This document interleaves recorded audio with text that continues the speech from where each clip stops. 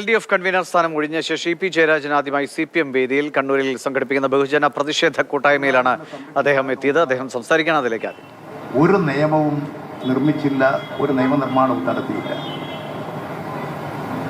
പക്ഷെ ഇന്ത്യയുടെ ചരിത്രത്തിൽ ആദ്യമായിട്ടൊരു ഭൂപരിഷ്കരണ നിയമം, മണ്ണിൽ പണിയെടുക്കുന്നവർക്ക് ഭൂമിയുടെ ഉടമസ്ഥാവകാശം, അനധികൃതമായി കൈവശം വെച്ചിരിക്കുന്ന ഭൂമി ജനങ്ങൾക്ക് വിതരണം ചെയ്യൽ തുടങ്ങിയിട്ടുള്ള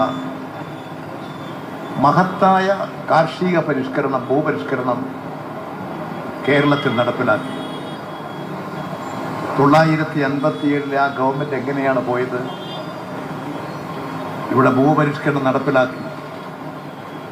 ജന്മിമാരും നാടുവാഴികളും വലതുപക്ഷ ശക്തികളാകുകയും, എന്ന് മാത്രമല്ല അമേരിക്കൻ CIA കേരള രാഷ്ട്രീയത്തിൽ ഇടപെട്ടു. അന്ന് കോൺഗ്രസ് പാർട്ടിക്ക് അമേരിക്കൻ CIA പണം കൊടുത്തു. ആ പണം ഉപയോഗിച്ചുകൊണ്ട് കേരളത്തിൽ കോൺഗ്രസ് പാർട്ടി വിമോചന സമരം സംഘടിപ്പിച്ചു. ആ വിമോചന സമരത്തിലൂടെ ഭൂരിപക്ഷമുള്ള ഗവൺമെന്റിനെ അട്ടിമറിക്കാൻ നീക്കം നടന്നു. VMS ഗവൺമെന്റ് നിയമസഭയിൽ ഭൂരിപക്ഷമുള്ളൊരു ഗവൺമെന്റായിരുന്നു.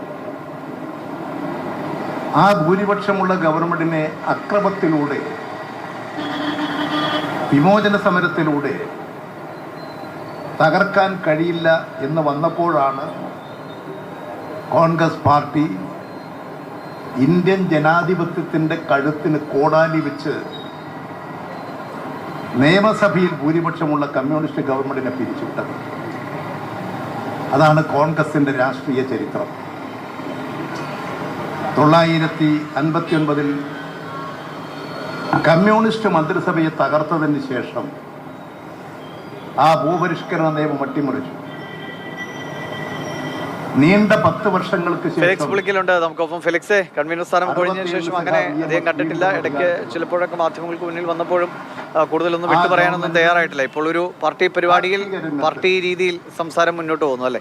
അവശേഷിക്കുന്ന തീർച്ചയായിട്ടും ഏതായാലും പിണക്കം മറന്ന ഒടുവിൽ CPMന്റെ വേദിയിൽ എത്തിയിരിക്കുന്നു എന്നതാണ് ഏറ്റവും പ്രധാനപ്പെട്ട കാര്യം. കൺവീനർ സ്ഥാനത്ത് നിന്ന് അപ്രതീക്ഷിതമായി നീക്കിയ ശേഷം കഴിഞ്ഞ 24 ദിവസമായി CPMന്റെ ഒരു പരിപാടിയിലും പങ്കെടുക്കാൻ തയ്യാറായിരുന്നില്ല. അതിനിടയിൽ അഴീക്കോടൻ രാഘവൻ അനുസ്മരണം ഉണ്ടായിരുന്നു, ചടയൻ ഗോവിന്ദൻ അനുസ്മരണം ഉണ്ടായിരുന്നു. ഈ 2 പരിപാടിയിലും പങ്കെടുക്കുമെന്നാണ് ജില്ലാ സെക്രട്ടേറിയറ്റ് അറിയിച്ചിരുന്നെങ്കിൽ ആ ഒരു പരിപാടിയിലും പങ്കെടുക്കാതെ മാറി നിൽക്കുകയാണ് ഉണ്ടായതും. 24 ദിവസങ്ങൾക്ക് ശേഷം CPMന്റെ വേദിയിൽ ഒരു വലിയ ഇടവേളയ്ക്ക് ശേഷം വീണ്ടും എത്തുന്നു എന്നതാണ് ഏറ്റവും പ്രധാനപ്പെട്ട കാര്യം. ഈ സർക്കാരിനെതിരെ മാധ്യമങ്ങളും പ്രതിപക്ഷവും നടത്തുന്ന കള്ളപ്രചാരണങ്ങൾക്കെതിരായ CPMന്റെ പ്രതിഷേധ കൂട്ടായ്മയാണ് ഇപ്പോൾ ഉദ്ഘാടനം ചെയ്ത് പി ജയരാജൻ സംസാരിക്കുന്നത്. ആ പരിപാടിയിലേക്ക് അദ്ദേഹം എത്തിയത് കാൽനട ജാതിയായാണ്. കാൽടെക്സിൽ നിന്നും കാൽനട ജാതിയായി സ്റ്റേഡിയം കോർണറിൽ പരിപാടിയിലേക്ക് ജില്ലാ സെക്രട്ടറി MD ജയരാജനൊപ്പം നടന്ന് വരികയാണ് ഉണ്ടായത്. അങ്ങനെ